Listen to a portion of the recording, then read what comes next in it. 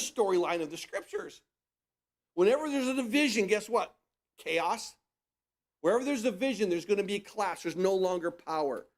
And so we begin to see that after he talks about the secular illustration within the kingdom in verse 24, then he talks about the social illustration of the house in verse 25. So first he talks about the kingdom. If a kingdom is divided against itself, the kingdom cannot stand. And then he moves to a little bit closer to home, not just this broad understanding of a kingdom, secular. Now he deals with what? Personal. He deals with the social illustration of a house. And he says then in verse 25, a house is divided itself, it cannot stand.